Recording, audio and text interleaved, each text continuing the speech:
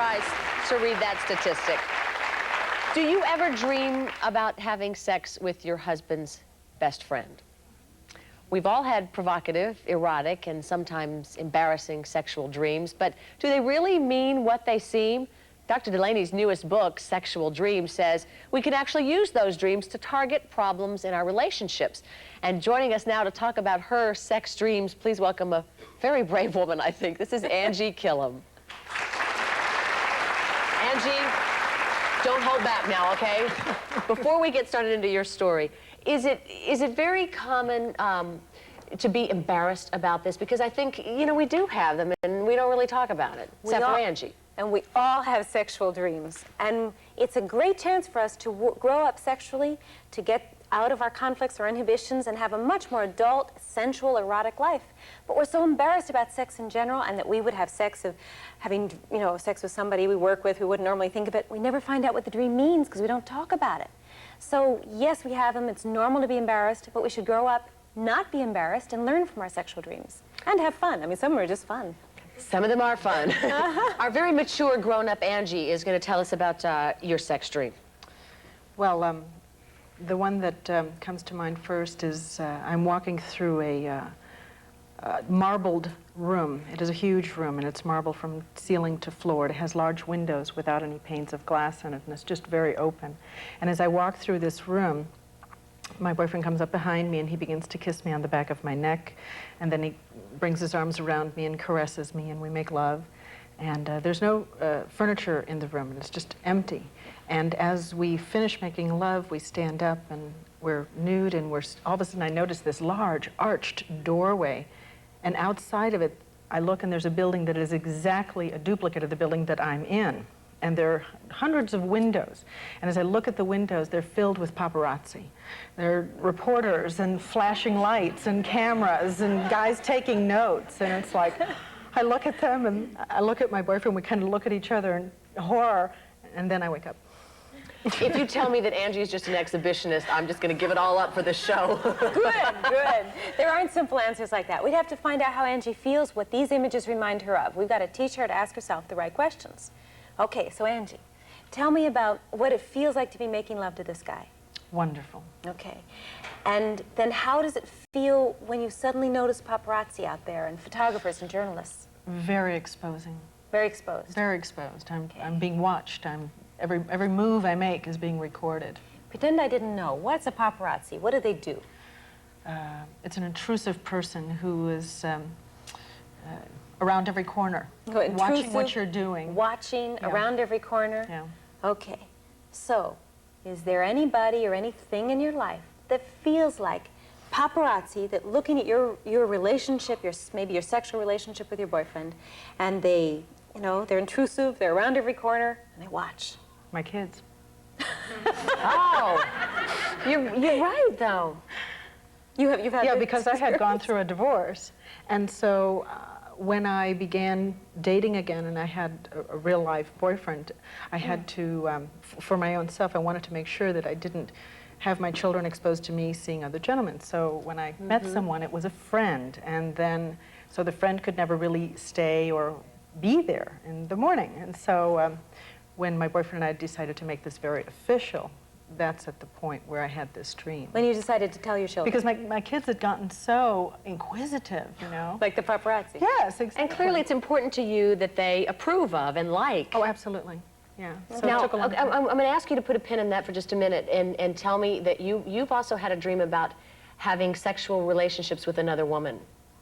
Yes, I Can I just say something? Yeah. Almost every woman watching has had sexual relationships with another woman, the heterosexual women, and lesbian women have had heterosexual dreams. And true for men, so not to worry about it. Let's see what this one means. They mean many different things, and usually not that you want a different sexual orientation. We know that when we're awake. It's a symbol. So let's see what yours does. This is one particular dream, and it was somewhat of a jungle, steamy, hot setting, a white tent, very lit, very safe area. It wasn't a scary tent in a jungle. It was very safe and nurturing, and I was being made love to by a woman. It wasn't any particular woman. It wasn't anyone I knew. There was no face? There was no face. It was a composite of femaleness. You know, dreams are sometimes not very real, but I knew that it was a woman because it was just kind and nurturing and caring and affectionate and, I don't know, supportive love. I don't know how to explain it beyond that. But at the point of orgasm, I closed my eyes and I looked down and I saw a penis. So I, in shock, opened my eyes again and looked up and it was a man. Again, not anyone I knew, but it was definitely a man. It was no longer a woman. So Now that isn't it. I'm dying to know. Okay, so Angie, how did it feel to be with this woman? What were the qualities of the lovemaking? loving, kind, nurturing, safe, warm. Okay, was there anything going on in the time you had this dream in your life where you felt you were being loved by a nurturing, safe, warm female energy? Yes, this was at the point that I was beginning to go through my divorce, and my network of support were women. Ah, okay. So you have this, that's a very common sort of dream. You're getting your love, your intimate relationships with women, and women can get a lot of that, and it doesn't have to be at all sexual, from their women. We don't need a man for all of our love and support, and that'll often show up sexually in a dream. But then this person, sort of turns into a guy. He gets a penis and he becomes a man, right? Yeah, I suppose maybe because in the dream I thought, well, this is bizarre. I'm definitely heterosexual, and I really wanted a man in my life. I wanted to end up in the end, while this was nurturing to begin with, I did want to end up in the end with a man. Interesting. So, well, that could be that you turned the woman into a guy because that made you feel more secure, or because it showed your wish, what I really want is a guy in this particular circumstance. Right. Did it happen in your life? Oh yeah, sure, my boyfriend. The boyfriend that you had with the paparazzi is the one who came in after the dream at the tent. That's right. He's a recurring character in your dreams.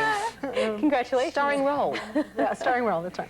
That is so interesting to me. We're going to get, hopefully we can come back to this if you folks are interested in that. I must tell you, when we're doing research for this show, I found out that one of my coworkers, a woman, was dreaming about having sex with another person who works with me, a guy, and it's just such a head scratcher to me. I don't get it, so I'm going to get into their business and tell you, see if you can relate to their story when we come back, okay?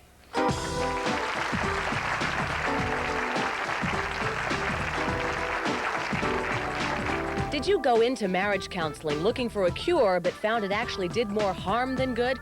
Call us or fax in your story. You might be our guest.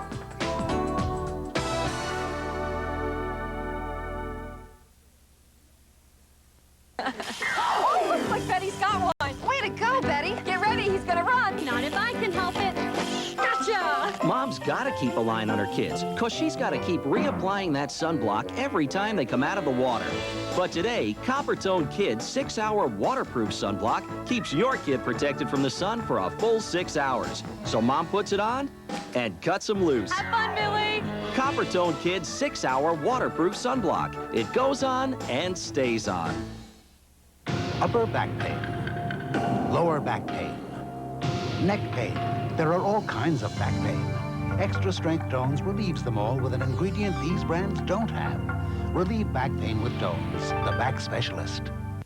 100% Colombian. U-Ban. Taste the spirit of coffee. I think I climb because I'm afraid of heights. Yes, it's crazy. There's nothing better than being able to conquer that fear. That's why I work out at valleys, so I can do more on the rocks.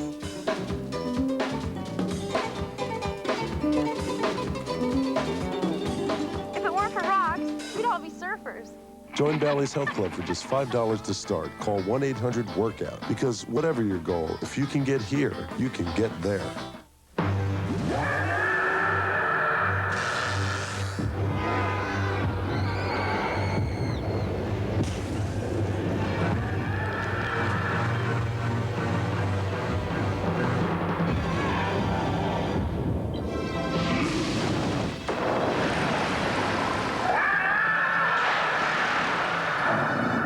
Introducing Mug Noodles from Mission, the perfect snack for all your little monsters.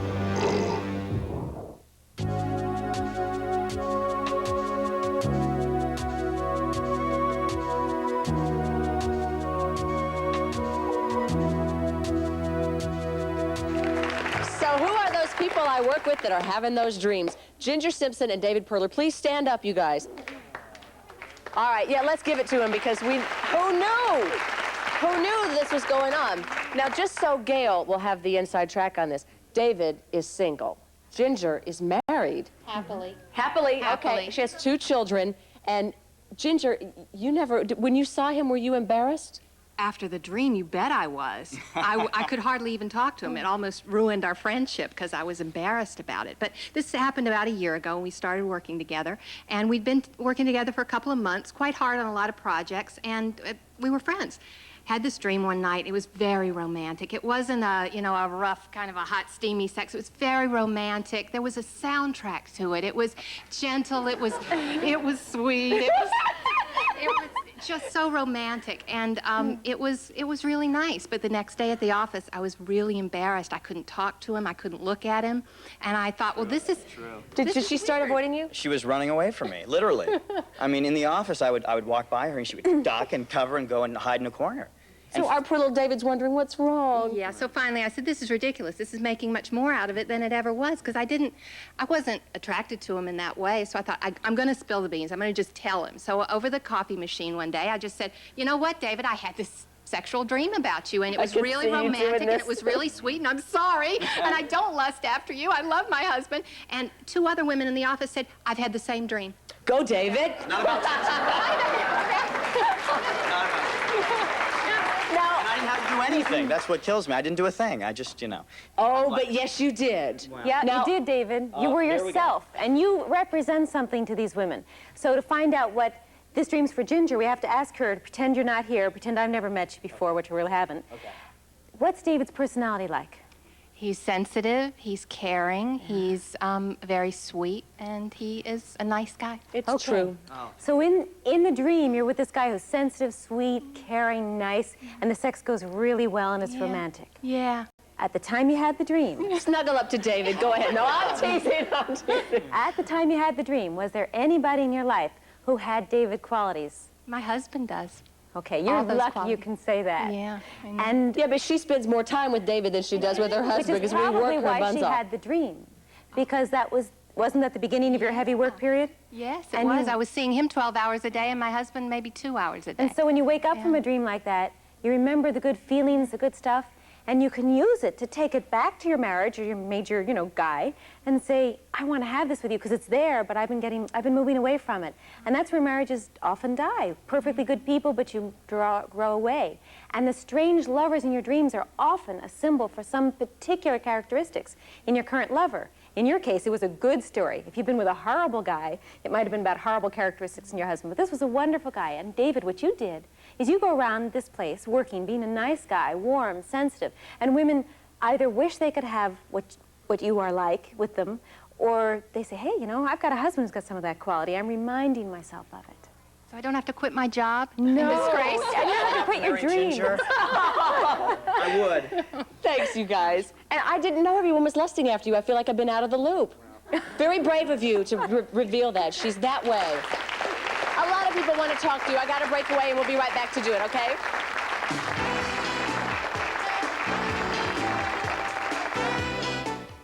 On the next, Leeza giving it all up. I'm really tired, I'm really worn out, and I really do need your help.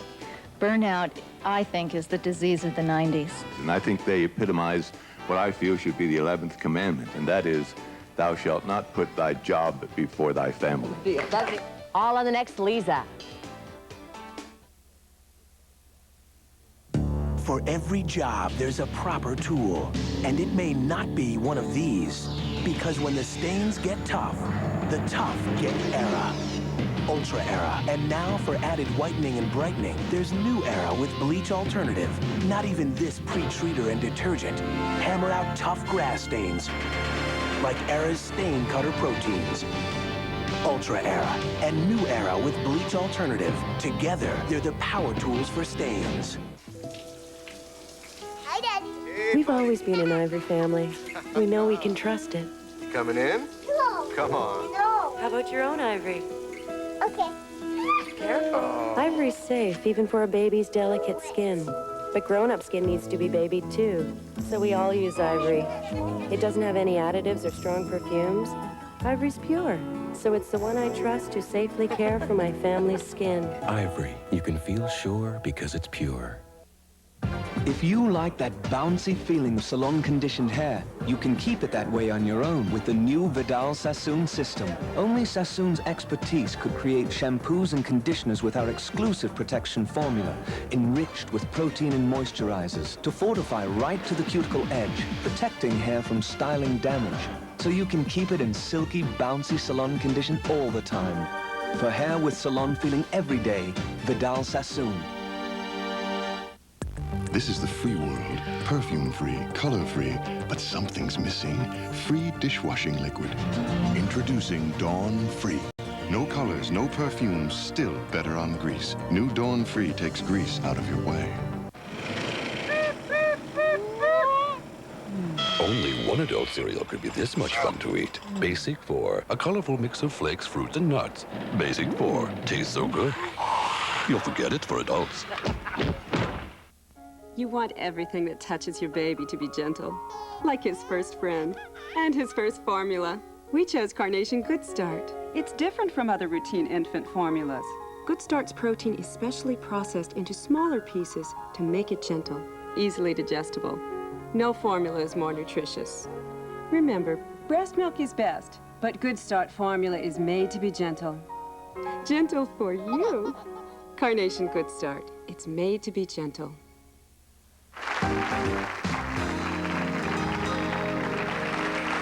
We are talking about dreams and learning how to interpret them from our dream expert, Dr. Gayle Delaney. And let's start back here. Go for it. I was curious that old wives' tale was if you eat something before you go to bed, it'll give you bad nightmares. Hardly ever. What it'll do is give you indigestion, so you wake up more often in the night, and all you have to do to remember your dreams is wake up more often, because then you can put down long-term memories in your waking brain. But otherwise, we have all these dreams during the night, and then we forget them by the time we wake up. Or we only remember our last one. It seems to me when I was pregnant with both of my children, I had these wild, hallucinogenic dreams almost. And, of course, a lot of dreams about the safety of the baby and seeing the fly too many times and, you know, the alien, all that. Do you dream more vividly when you're pregnant? It seems that women do. That many, many women, especially first babies, will report many more vivid dreams and lots of scary, terrifying dreams of stillbirths. These are not dreams that come true. Dreams are not about the future, maybe every once in a blue moon, but most of the time your dreams are about your fears.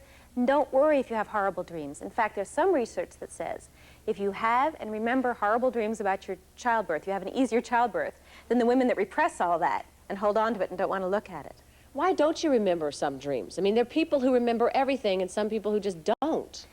Well, it's a matter of what you believe is interesting in your life. Some people notice more color while they're awake. Some people notice their feelings more while they're awake. When you first wake up in the morning, if you're curious about what's going on in your mind, you'll start remembering many more of your dreams. If you think, oh, well, dreams are nonsense, and what do I have to do today, and I have to get caffeine because I'm so tired I haven't gotten enough sleep, then you don't have time to think about your dreams. Which is part of why you came up with this dream companion, to teach people to do what you do. Yeah, so that we don't have to always go to experts or to people who had a male psychology and tell females what their minds are like. When we can learn to ask ourselves the right questions to figure out our own dreams. I have a reoccurring dream. It's always of some type of killer chasing me, and it's like I'm running, I can't get away, or if I try to scream, nothing comes out. And I've had this ever since I was little, and I don't know why. Many of us, probably most of us women, have had that dream. A lot of men have had it. And so we use it to mean many different things. So you'd have to ask yourself, when did I first start having the dream? What was the killer like? What did he want from me? What in my life felt like a horrible killer coming after me? Were you afraid of some adults when you were little? And now as an adult, are you afraid of other, unknown people that scare you? Where you feel vulnerable and not very much like you can protect yourself? And then the way to answer that more specifically is next time you have that dream, quickly write it down and then say, what happened yesterday that made me feel vulnerable and what is scaring me the way this killer is in the dream? Okay?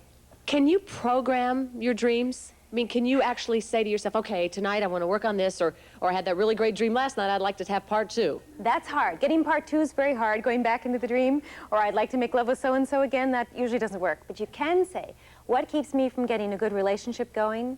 Or what's the main problem between me and my husband right now? Why can't I get a communication going with my child? You can set yourself a problem before sleep, or I need a new idea for a story I'm writing.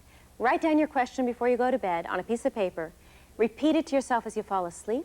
And when you wake up, almost every morning, you will have a dream on that issue, helping you to figure it out and be a little more honest with yourself, a little more insightful. Really? Yeah. So just putting that programming into your, not even your subconscious, consciously putting it Conscious mind, it's not hard. A lot of us have done it without even trying. We go to sleep with a problem on our mind and we wake up with a solution. You can learn to do that very regularly, and your unconscious mind is your friend. I want to talk about dreaming in color or black and white, and if it's dangerous if you don't dream, and oh, so many more questions. And we'll do that just as soon as we come back. Stay close.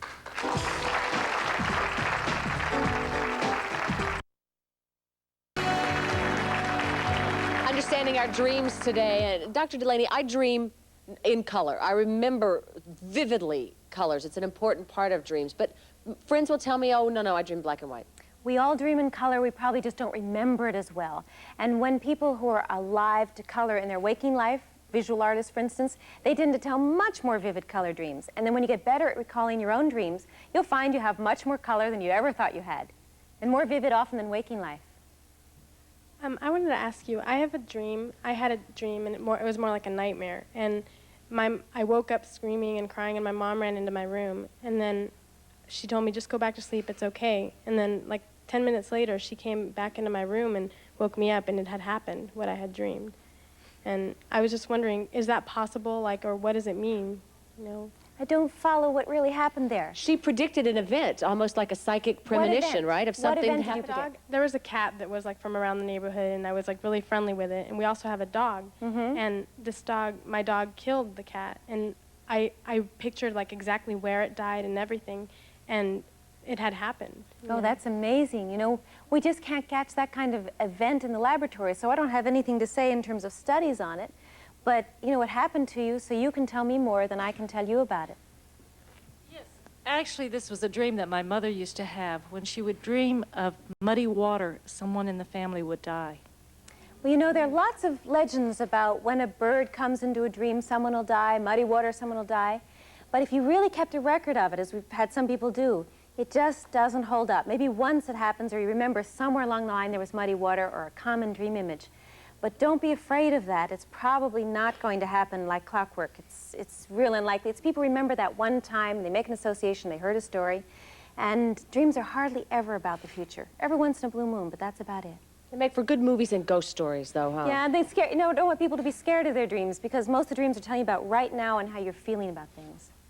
Okay. Hi, I've had a dream about a snake, and I've heard two different meanings. Could you clear that up for me, please? Would you tell me what your dream is?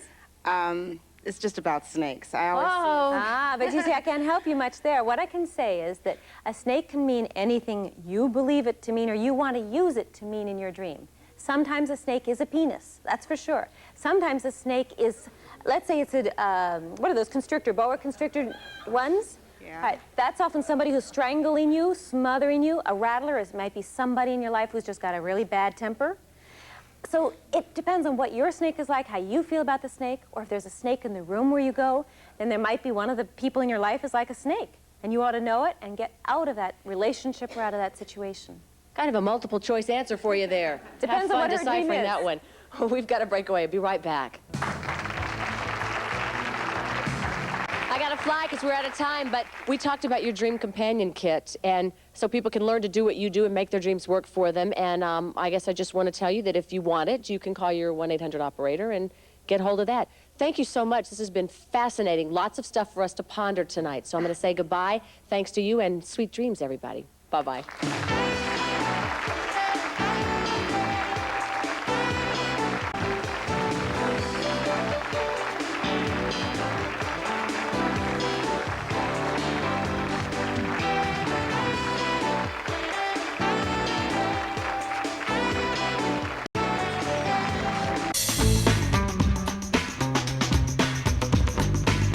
Well, most of us think of sleep as a time when our bodies shut down, but truth is, a lot is going on in our brains and our muscles even while we slumber.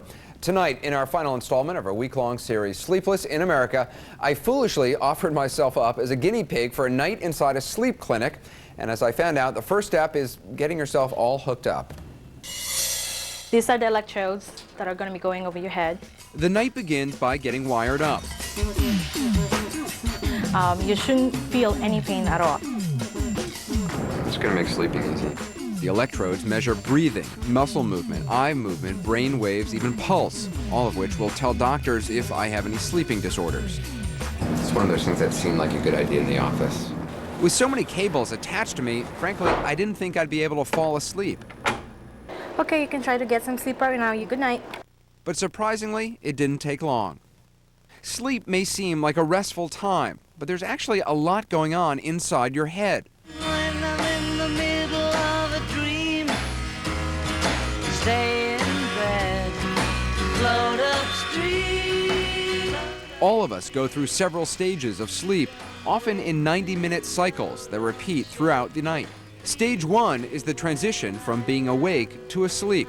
It starts off when your eyes slowly begin to roll. Stage 2, your heart rate slows and body temperature drops. Stages 3 and 4 are the deep sleep periods, when your body carries out most of its repair work. REM sleep is the final stage of the sleep cycle. REM stands for rapid eye movement. It's the time of night we have the most vivid dreams. During REM sleep, your body's skeletal muscles shut down so you don't act out your dreams. But some people's muscles keep working. They suffer from REM sleep behavior disorder, which means they can dangerously act out their dreams. Sleep clinics are used to observe many sleep disorders like restless leg syndrome and sleepwalking. Thankfully, my sleep was not so exciting. When I wake up early in the morning, lift my head, I'm still yawning. Dr. Gary Zammit monitored my sleep cycles, which turns out are pretty normal. I detect mild snoring here, but nothing of great that I significance. deny. Yeah.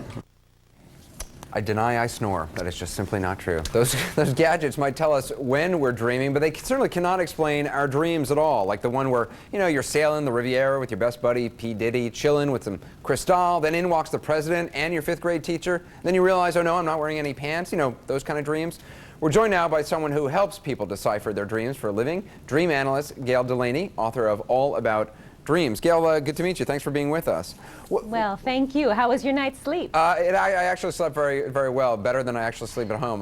Don't ask me why. Well, let's talk about the dreams, though. What do dreams tell us about ourselves? When we dream, we think about our lives, all the major concerns, the conflicts, the hopes, the problems we want to solve, and every single night we get a chance to work on that. For a reason we don't understand, we seem to be less defensive while we're sleeping, and so our dreams offer us a lot of insight. It used to be people would say, oh, if you're dreaming about water, it means one thing. If you're dreaming about, is that the thought now, or is it has dream analysis sort of evolved? It has evolved. Modern dream work understands that your dream images mean something to you, the individual.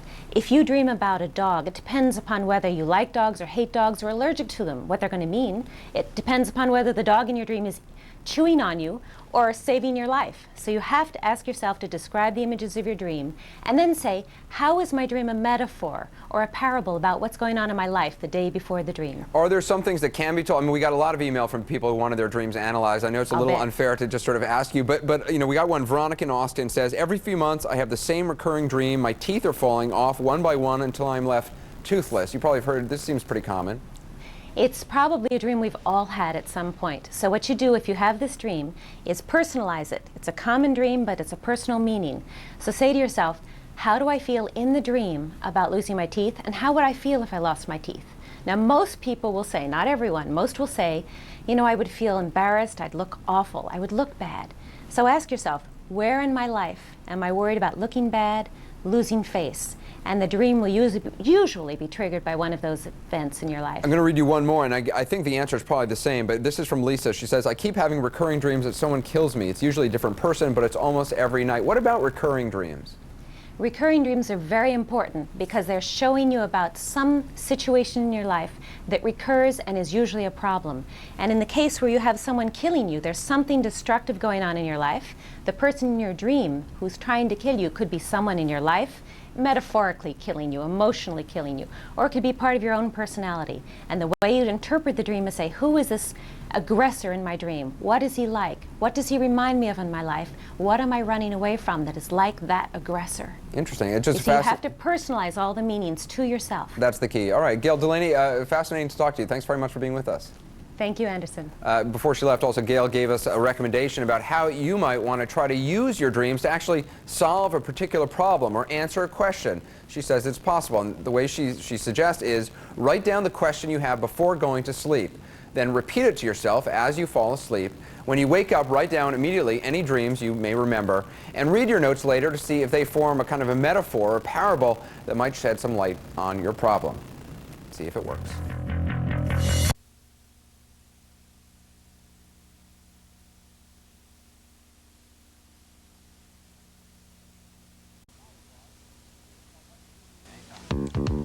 Body Watch is produced by WGBH Boston in association with American Health Magazine. Hi, I'm Dr. Red Deer. I'm your host for Body Watch. And granted, I may not look very much like it, but I'm a surgeon at the University of Texas Health Science Center, Houston. I also enjoy doing and being some of the things that make me look a whole lot like a cowboy. I'm also committed to the concept of providing for you the best information possible to help you in your quest for good health. This time on Body Watch, we'll try to unravel some of the mysteries of our dreams. Are they simply random electrical discharges from our brains, or are they deeply rooted symbolic images of our inner self? And are there really methods for remembering and interpreting our dreams in ways that could radically change our lives? This time on Body Watch. Now just hold on there. Don't run off. We're just getting started. Come on, bud. Body Watch is made possible by the makers of NutraSweet brand sweeteners. Taking good care of ourselves makes life a little better. And NutraSweet makes it a little sweeter.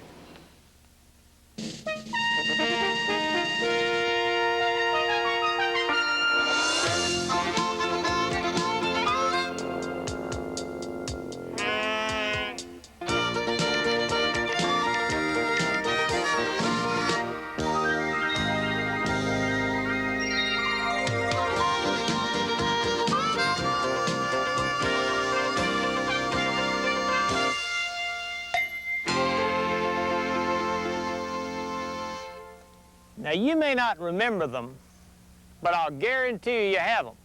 What I'm talking about is dreams. Fact is, you have an average of 4 to 5 dreams every night.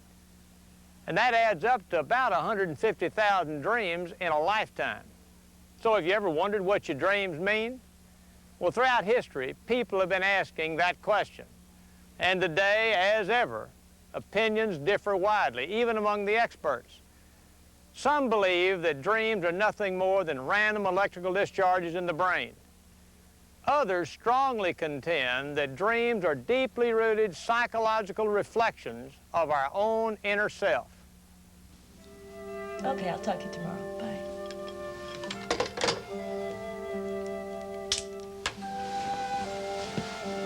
A dream is like a window into the mind. But what does it mean? Is it a hidden message from the subconscious?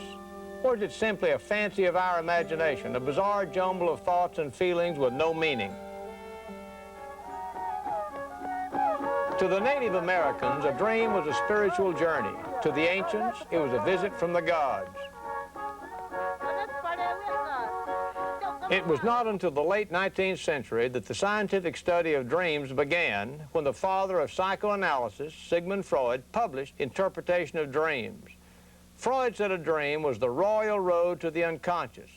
He believed dreams were repressed wishes, sexual desire in disguise. Before Freud, medical minds wrote off dreams as meaningless hallucinations. Relax, close your eyes, and what we're going to do is look at the electrical activity just to Today, make sure some of the most controversial thinkers continue to say that dreams are in fact meaningless.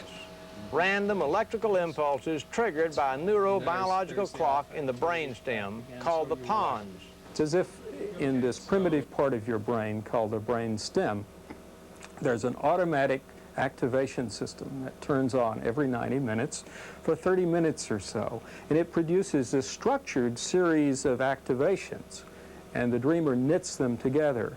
But meaning is built into the dream, we think, and it's not intrinsically a part of the dream itself. Dr. Robert McCarley and his colleagues call their idea the activation synthesis theory. During a dream, the pons sends electrical charges to the forebrain. That's the activation. The dreamer tries to make sense of it all, tries to come up with a plot, a storyline. That's the synthesis.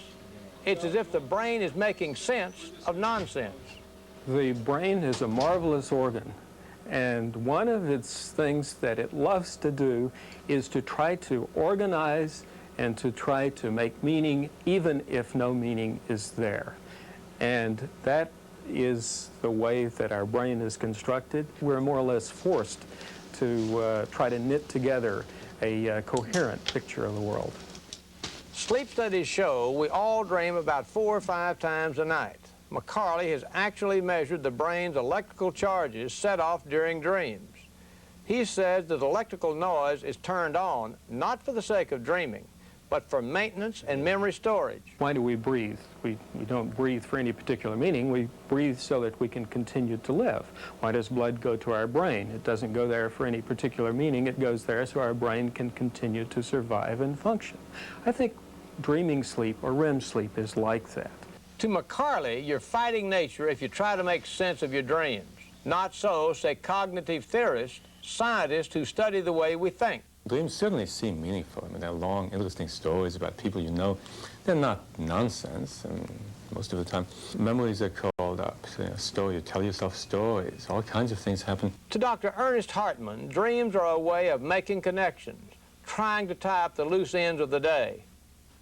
A lot of little unimportant things happen to you every day. You only dream about some of them. Okay, why? Well, we don't know, but I think why is because some of these daytime events have stirred up something. Hey, hi.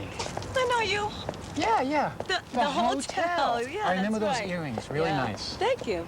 I'll have a good day. See ya. Bye. See you later. And they seem like just nothing events, but for some reason, meaning that particular person has got your mind going, has unraveled something, has halfway made some connections, and then the dream comes along and sort of finishes the connections. Sometimes we fail to make those connections, and that, according to Hartman, is a nightmare, a dream that failed. That's when the dream has tried to make connections, and for one reason or another, the hurt has been too deep.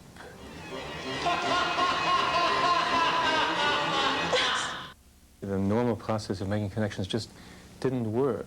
Nightmares conjure up so much fear that a memory can linger for years. That's certainly true in the case of many Vietnam veterans whose nightmares have been the focus of scientific research. The people who typically developed nightmares after an event in Vietnam were 17 when it happened. The person who got killed or who got almost killed, who got mutilated, was not just anyone near them, but a very close buddy. So in those cases, it was like it was too close. It was like they got hurt because it was a part of themselves getting hurt. At a sleep lab at the University of Mississippi Medical Center, this Vietnam War veteran was actually scared awake by the violence of his dream. Are you okay now? Yes, since my heart stops here. Nightmares are fairly rare for most of us. Scientists say they happen only about once a year. But when they do, they go off like a thunderclap.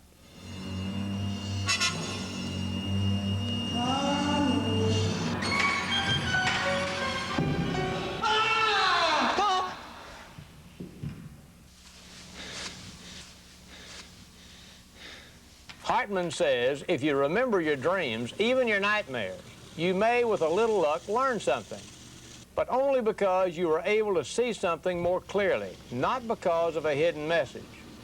But psychoanalysts who look for a hidden meaning say, on the contrary, dig a little deeper. A dream is the key to understanding yourself.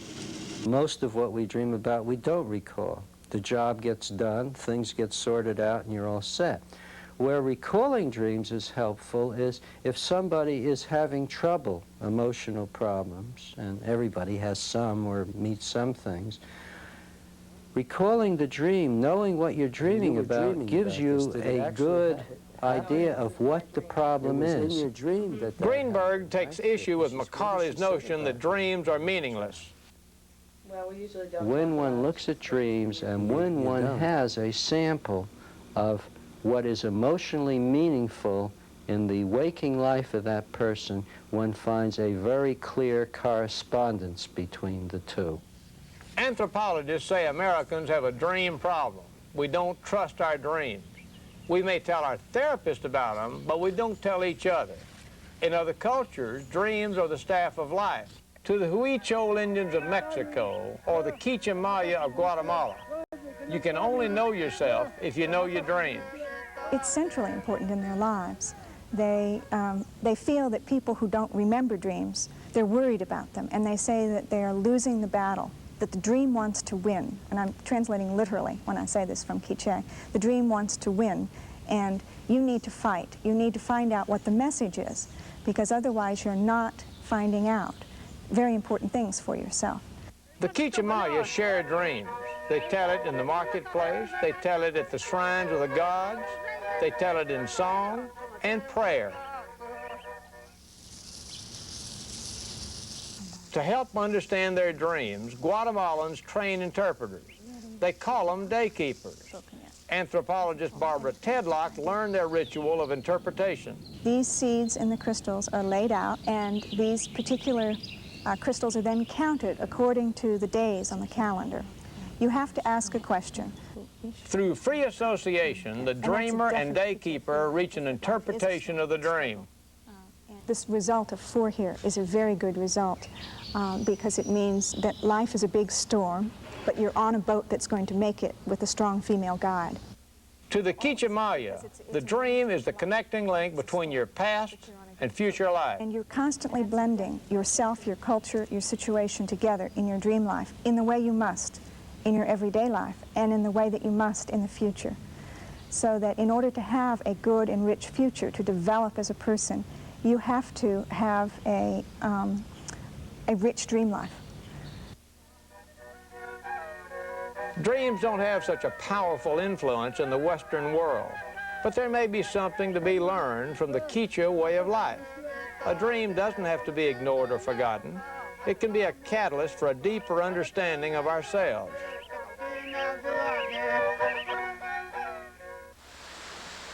Now, you can believe it or not, but if you'll learn to take your dreams more seriously, you can probably use them to your advantage to lead a more meaningful life. So you say, Red, how do I get started in this process? Well, there are a few simple steps that if you can learn them, you can better remember and interpret your dreams. One of the latest theories in dream interpretation is that if you and I dream of a waterfall, it does not necessarily have the same symbolic meaning to each of us. Fortunately, Dr. Holly Atkinson is available and ready to lead us down our own dream paths. Red, there is no one scientifically proven method of how to analyze your dreams or put them to good use in your life. Since the ancient Greeks, humans have been looking for that theory, but to date, it still eludes us. As old as the study of dreams is, dream interpretation is still just a collection of provocative theories. But that doesn't mean that the theories can't be useful. They can be. The trick is to find the method that works best for you. Dreams can be very elusive. They're difficult to capture, sometimes hard to understand, and always seem to be changing. The work done by San Francisco artist Fariba Bogzaran has much in common with dreams. The technique she's using is called marbling, or painting on water. When you drop the paint on top of the water, it just moves and changes. And the process of it is very exciting. That quality of dreamlike, it just comes up. And when you're printing it, the observer can really tell that it has movement to it. Those are some of the experiences I've had in the dream. It is no coincidence that Fariba's prints are dreamlike. Her dreams are often the source material for her art. In 1981, she had a dream that inspired her to change her realistic style to a more abstract one. I had this dream that I just was by this gallery and I saw this piece in the gallery that I knew that was my piece, and I started walking close to it because the art piece was so different style than my regular style. And while I was walking towards the piece, I became aware that was a dream. And then when I woke up, I started painting it. In addition to creative inspiration, dreams and their interpretations can aid in creative problem solving. Dr. Gayle Delaney is a noted dream psychologist. Dreams really tell us the truth about how things really are, and if we'd look at our dreams, we'd see that they are illusion smashers. They're not fantasies, they're not illusions. They're metaphorical truth about what's going on. We can lie to ourselves when we're awake. We can lie to our friends by how we behave. But you can't lie to yourself in a dream. Dr. Delaney, along with colleague Dr. Loma Flowers, organizes workshops in which dreams are analyzed and interpreted. The method of dream interpretation which I use insists upon not giving the dreamer an interpretation, but instead setting up an interview format where I say to the dreamer, now pretend that I come from another planet when I ask you questions about your dream. How do you feel? And so I'll ask you to define and describe every image in the dream, and I'd ask you to describe it as if I'd never heard of it before, and then I'd feed back to you those very same words you gave me and say, does that remind you of anything in your life? Might apply to a business situation that I'm in that... Before a dream can be interpreted, it must be remembered. Dr. Delaney suggests a simple way to record dreams. What you do is you keep a paper and pen by your bed.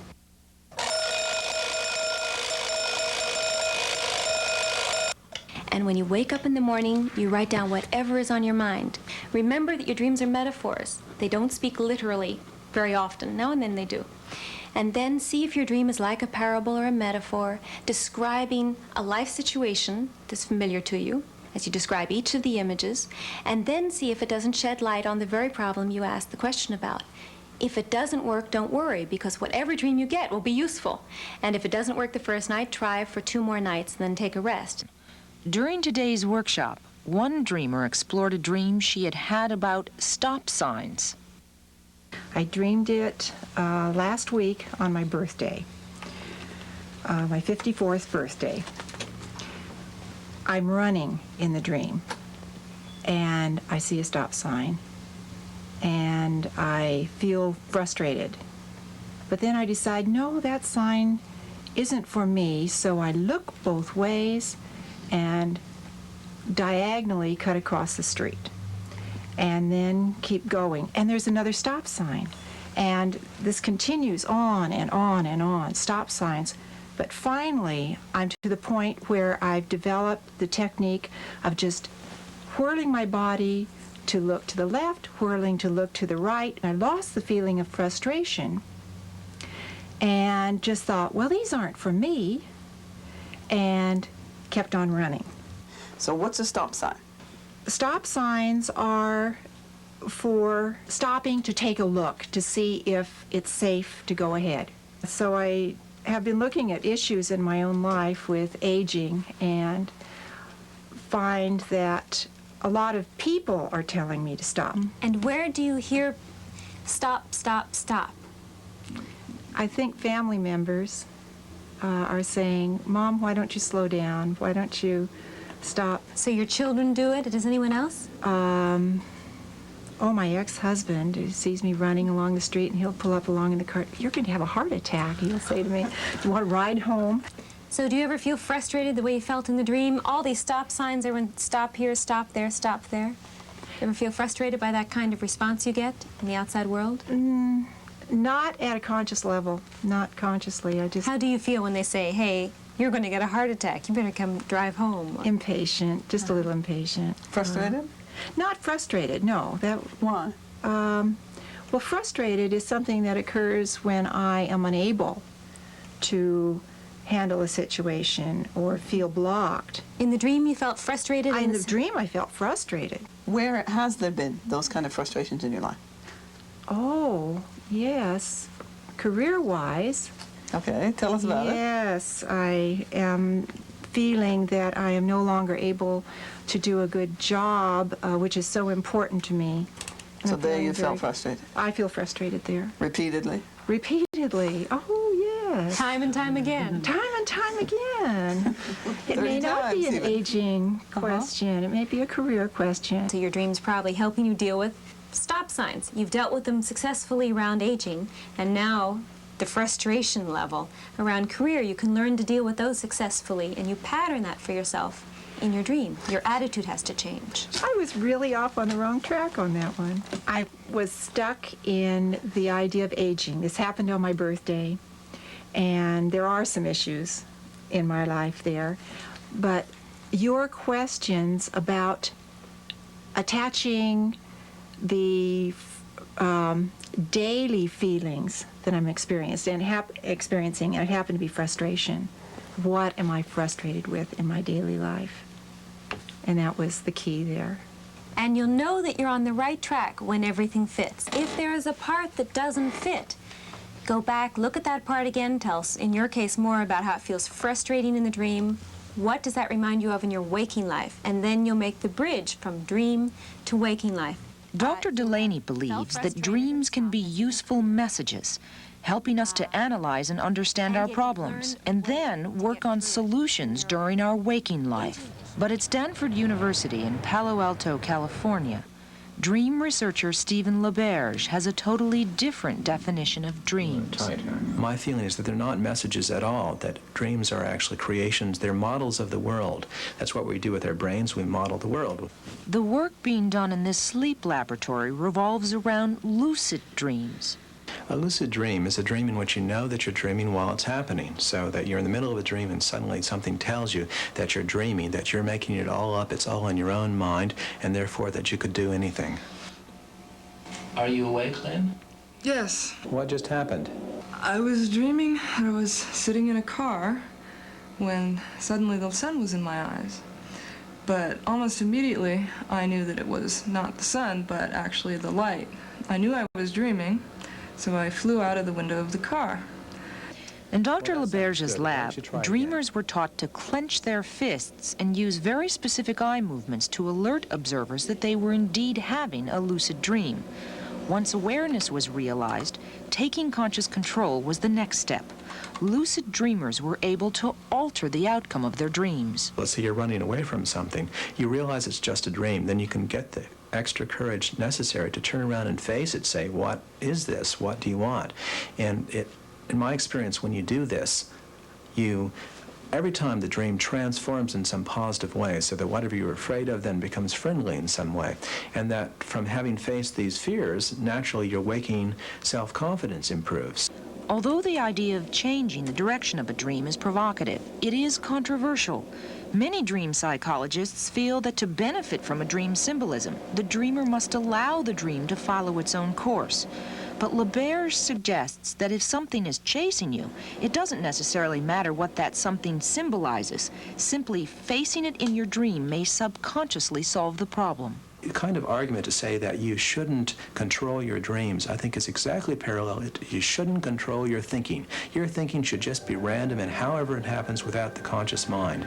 Dream theories are as fascinating as the dreams themselves, and there is great debate among dream researchers about how to use the dream state to help understand the waking state. As with dream images, the interpretation of dreams is different for different people.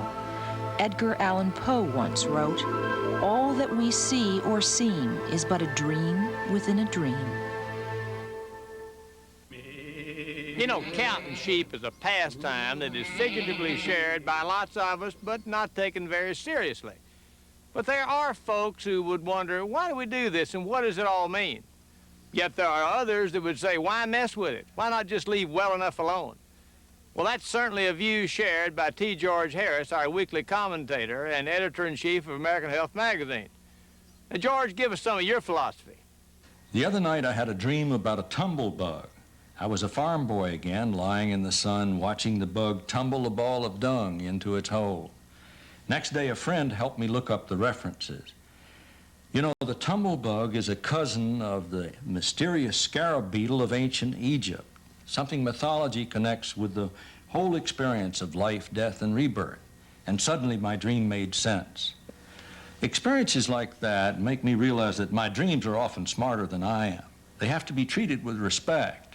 In fact, I get a little nervous when researchers at Stanford teach us how to manage our dreams, to rewrite them so the ends come out better.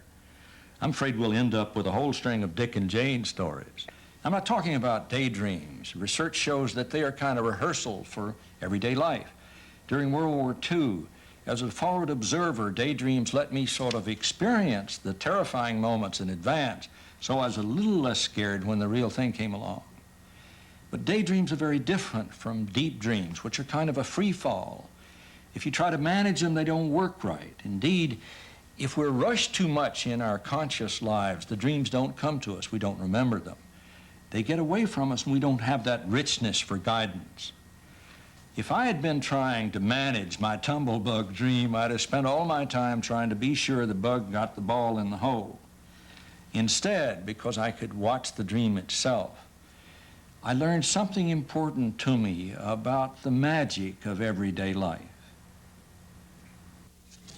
You know, with all this talk about dreams, I wouldn't be surprised if you're getting a little sleepy about now. But before you doze off, why don't you hang around just a few more minutes and take some advice from our fitness expert, Sue Luby. She's got some great relaxation techniques, and I'll guarantee you, you're going to get a better night's sleep. Sue? After 25 years of practicing yoga and studying body mechanics and exercise systems, I've created the Body Sense Hazard-Free Fitness Program. I developed these relaxation techniques that have helped me, and I'd like to share them with you. Lie down on the floor and align your body. Close your eyes and put all thoughts and distractions out of your mind. Concentrate only on yourself. Pretend you are taking a mental sunbath. For the first round, the rhythm will be to breathe in deeply. Starting from the feet, tense each part of the body separately, working to the head. Hold the tension for the count of 2, and then let go suddenly with a concentrated sigh. Let your body gradually become limp and heavy. Pretend you are slowly sinking into the floor. When you get to the head, slowly roll the head to the right and to the left. Then take a deep breath and tense all the facial muscles. Hold and exhale, releasing, easing the scalp, temple region, forehead, eyelids, and all the facial muscles. Feel your body let go as it sinks further into the floor. Concentrate now on not moving your body so you can relax even further from within. Center your attention on each individual part of the body, taking deep, long, natural breaths. Finally, relax the mind by visualizing a peaceful scene. Continue your breathing and feel your body relax. Remain in this state as long as you wish. Relax periodically throughout the day, and you will double your efficiency and well-being. Try it and see. Well, I sure want to thank you folks for watching Body Watch. We'll see you next time. I'll guarantee you that. Let's go, bud. Body Watch is made possible by the makers of NutraSweet brand sweeteners. Taking good care of ourselves makes life a little better. And NutraSweet makes it a little sweeter. Let's go, bud.